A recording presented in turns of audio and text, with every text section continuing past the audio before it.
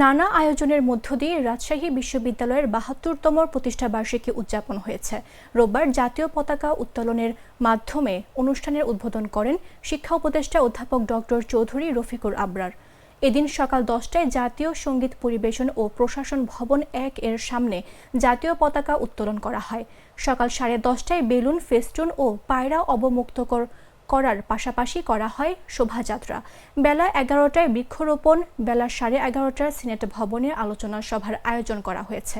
পাশাপাশি বিকেল ৪টায় বিশ্ববিদ্যালয় স্টেডিয়ামে খেলাধুলার আয়োজন করা হয়েছে।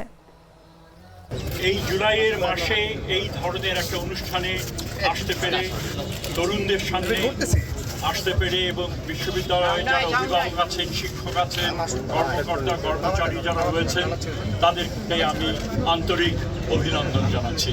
আশা করি অত্যন্ত আনন্দের সাথে আমরা দিনটা উদযাপন করতে পারবো এবং সকলে মিলে এই যে বিশ্ববিদ্যালয়ের যে পরিবেশ, সেটা আনন্দের পরিবেশ, সেই পরিবেশকে আমরা সমুন্নত রাখতে পারবো এবং এই বিশ্ববিদ্যালয় যেন আগামী আরও অনেক বছর ধরে তার যে গুরুদায়িত্ব সেটা সকলে মিলে যেন পালন করতে পারে এবং ছাত্রছাত্রীরা এই বিশ্ববিদ্যালয় প্রতিষ্ঠার যে আদর্শ, সেই আদর্শকে লক্ষ্য।